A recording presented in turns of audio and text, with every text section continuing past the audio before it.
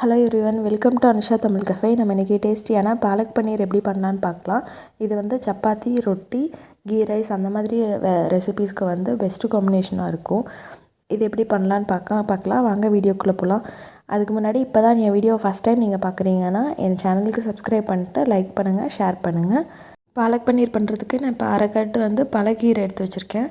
அதை வந்து நல்லா வாஷ் பண்ணி வச்சுருக்கேன். இப்போ பாத்திரத்தில் ஒரு 3/4 இது வரைக்கும் தண்ணி வச்சுட்டு அந்த கீரையை வந்து அந்த தண்ணி கொஞ்சம் பாயில் ஆகிற டைமில் வந்து அதில் போட்டுடணும். ரொம்ப நேரம் கொதிக்க வைக்கக்கூடாது. 2 நிமிஷம் ஆனதுக்கப்புறம் எடுத்து வச்சிடணும். நான் பாருங்கள், அதில் 2 நிமிஷம் போட்டுட்டு எடுத்து வச்சுட்டேன். அது ஆறட்டும், நம்ம அதுக்குள்ளே தாளிக்கிறதெல்லாம் பார்த்துடலாம். நான் இப்போ ஒரு கடாயில் 2 டீஸ்பூன் வந்து பட்டர் போட்டிருக்கேன். பட்டர் இல்லை கீயில் பண்ணுங்கள். அப்போ தான் வந்து ஹோட்டலில் பண்ணுற அதே டேஸ்ட் வந்து உங்களுக்கு வரும். இது கூட தாளிக்கிறதுக்கு ஒரு பிரியாணி இலை, ஒரு துண்டு பட்டை, ஒரு 2 கிராம்பு, ஒரு ஏலக்காய் இதை போட்டு நம்ம வந்து தாளிச்சிக்கலாம். இது இது கூடயே வந்து ஒரு டீஸ்பூன் ஜீரகம் போட்ட ஜீரகம் வந்து நல்லா பொடியட்டும்.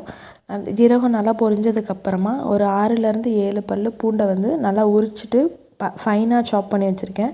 அதையும் இதில் போட்டுட்டு நல்லா வதக்கிக்கலாம். பூண்டோட பச்சை வாசனை போகட்டும். போனதுக்கப்புறமா நான் ஒரு பெரிய வெங்காயத்தை வந்து நல்லா ஃபைனாக சாப் பண்ணி வச்சுருக்கேன். அதையும் வந்து இது கூட ஆட் பண்ணிவிட்டு நல்லா வதக்கிக்கலாம். வெங்காயம் நல்லா வதங்கினதுக்கப்புறமா ஒரு நாட்டு தக்காளி வந்து கட் பண்ணி வச்சுருக்கேன்.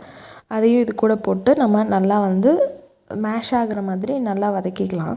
வெங்காயமும் தக்காளியும் வந்து சேர்ந்து வர்றதுக்காக நான் வந்து ஒரு டீஸ்பூன் உப்பு போட்டுக்கிறேன். பாருங்க, நல்லா வந்து வதங்கிடுச்சு.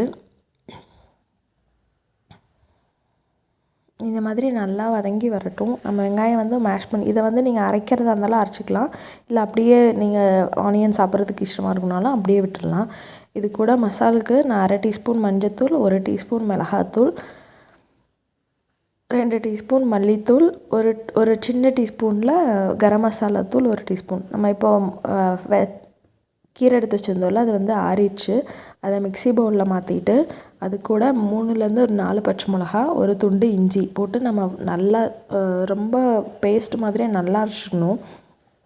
அது தரையாக வரக்கூடாது. அதனால் எல்லாத்தையும் நல்லா அரைச்சிட்டு நம்ம இப்போ வதக்கி வச்சுருக்கோம்ல, அது கூட அந்த பேஸ்ட்டை வந்து ஆட் பண்ணிக்கணும். தேவையான அளவு தண்ணி ஊற்றிட்டு இதை வந்து கொஞ்சம் பச்சை வாசனை போகிற அளவுக்கு நல்லா கொதிக்க விட்டுடலாம்.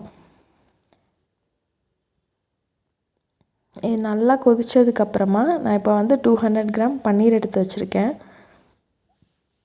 அந்த பன்னீரை வந்து நல்லா க்யூப்ஸ் மாதிரி கட் பண்ணிவிட்டு இதை வந்து நம்ம அந்த மசால் கொதிக்குதில்ல, அதில் வந்து ஆட் பண்ணிக்கணும். இந்த ஸ்டேஜில் உப்பு, காரம் எல்லாம் பார்த்துக்கோங்க. நம்ம ஆல்ரெடி மிளகாத்தூளும் போட்டிருக்கோம், பச்சை மிளகாவும் போட்டிருக்கோம். காரம் கரெக்டாக இருக்கா பார்த்துக்கோங்க.